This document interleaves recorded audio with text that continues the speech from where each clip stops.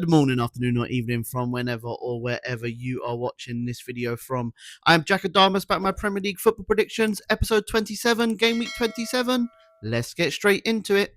Gonna be a good day, a good vibe, ordering a bit of Postmates. We start with the first of 3 o'clock kickoffs on Saturday, and we start with Aston Villa at home to Leeds. Villa went crashing out of the FA Cup last weekend after losing 3-1 at home to Newcastle, but they'll have to put that behind them and move on quickly as they look to go 5 points behind top spot Arsenal and 9 points clear of 5th place Chelsea here. They will be confident in doing so as well, as they do have a 100% record against teams sitting in 14th or lower. Leeds, after beating Birmingham on penalties last weekend in the FA Cup, they continued their run to only 1 defeat in their last 7 matches, but they can't lose focus here as they are only 6 points above the drop zone and they don't have the best record when it comes to playing Villa. As Villa are looking to make it 7 consecutive games unbeaten against Leeds, which I believe they will do so, and they'll do only their second ever Premier League double over Leeds in a 2-0 victory. Next up, we have Brentford at home to Brighton. Brighton secured a place in the FA Cup after beating Macclesfield on Monday, and now they will look to continue that into their great run of form in the Premier League, where in their last 10 matches they picked up a possible 20 points out of 30, which now sees them only 4 points behind the top 5. But this game is pivotal to Brighton, and especially Hertzler, who is odds-on favourites in the bookies to be the next manager in the Premier League to lose their job, and that is because they are on the complete opposite side of the form guide, where in their last 10 matches, they've only picked up 8 points. That's only 2 points better off than bottom place Wolves. These two sides have been even over the last 7 head-to-heads, with Brentford winning 2, Brighton winning 2, and 3 of those games ending in a draw. And I do believe that this is such a big game for both clubs. I think both teams here will have to settle for another draw here, and I can see this one ending in a 1-1 scoreline. Staying in West London, we have Chelsea at home to Burnley. Liam Rosenior started off life as Chelsea's manager very well, winning 8 of his 11 games, drawing the other 1 and only losing 2 matches, both coming to the hands of Arsenal and both in the Carabao Cup. But in the terms of the Premier League, he is undefeated with 4 wins and 1 draw to his name, which sees him only 1 point off of top 4 Manchester United. Burnley have the chance to make history here, as they've already lost to Sunderland and Leeds this season. If they was to lose to Burnley, it'll be the first time in Premier League history that they've lost to all 3 newly promoted sides, and Burnley will go for it here, as they do find themselves 9 points from safety. Chelsea have only lost 1 of the last 19 head-to-heads between these two sides, but Burnley do have a better record at Stamford Bridge than Turf Moor, but I can't see anything other than a Chelsea win here, and I think it will be a comfortable one in a 3-0 victory. Moving on, we have the 5:30 kickoff on Saturday, which sees 2 of the informed teams in the league go head-to-head, as we have West Ham at home to Bournemouth. West Ham now find themselves 3 points from safety. After picking up 10 points in their last 5 matches, they've picked up 24 points all season, so it's crazy to think if they get another victory here, they would have picked up almost 50% of their points this season in their last 6 matches compared to their first 21.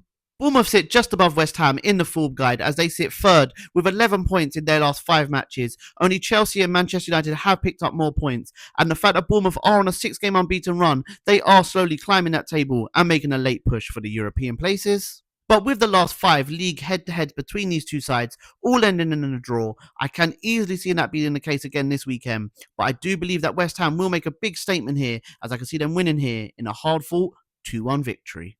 And for the 8 PM kickoff on Saturday, we travel to Manchester, where we have Man City at home to Newcastle. City's title challenge strengthened midweek without them even having to do anything, as they now find themselves 5 points behind Arsenal, but with a game in hand, and with that game at the Etihad still to play, the title this season for the first time is in their hands, and it looks good this weekend as they do have the best home record in the league this year. Newcastle season looked doomed just 10 days ago, but 3 massive victories in a row, and now their season looks back on track. All of those 3 victories came on the road as well, but they do have a massive test against them this weekend, as they haven't beat a team at the start of play in the top 2 away from home in the last 37 attempts, which goes back to December 2001. And with Man City winning the last 6 home head-to-heads by an aggregate score of 22 scored and 2 conceded, I'm going to stay with a 2 theme here, as I can see Man City winning here in a 2-0 victory. Moving on to Sunday, where we have 3 games to be kicked off at 2 PM, we start at Selhurst Park, where we have Crystal Palace at home to Wolves. Palace returned to European football yesterday in an uninspiring 1-1 draw away from home in the Conference League, which now adds to their bad form in the Premier League, where they've only got 1 victory in their last 11 games, with 7 defeats in that time as well, which sees them only 8 points above the drop zone. Wolves for a spanner in the work in Arsenal's title charge midweek as they scored a stoppage time equaliser to draw that game 2-2, which wasn't one of their best performances this season, but they are picking up a bit of form of late as they've only lost 3 of their last 9 matches, drawing 5 and winning the other one. Palace have won 5 of the last 6 head-to-heads between these two sides, and come the full-time whistle, I think it'll be 6 out of 7, as I can see Crystal Palace winning here in a 1-0 victory. Next up, we have Nottingham Forest at home to Liverpool. Nottingham Forest had the perfect start under Vitor Pereira as they got a surprising 3-0 victory away to Fenerbahce in the Europa League yesterday. They now need to continue that kind of form and put in that kind of a performance in the Premier League as they are winless in their last 3 matches and they find themselves just 3 points above relegation. Liverpool themselves, they're looking for a top 4 finish this season as they find themselves 3 points behind Manchester United in 4th, but they have picked up a bit of form of late as in their last 5 matches they've won 4 and they've scored 15 goals and only conceded 3 in reply. Forest are in the same position they was last year. After winning earlier on in the season at Anfield, they now have the chance to do the league double over Liverpool for the first time since 1962-63 season, but I don't think that will be the case as I can see Liverpool getting the win here in a 3-1 victory.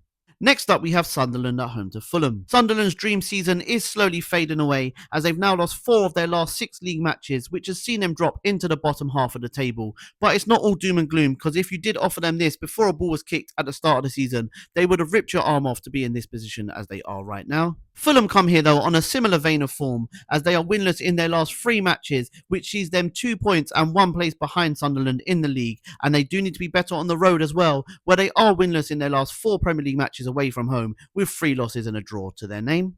But with Fulham winning 3 of the last 4 head-to-heads between these two sides, they will be looking to do the league double over Sunderland, but I believe this game's got draw written all over it, and I can see this one finishing in a 2-2 draw.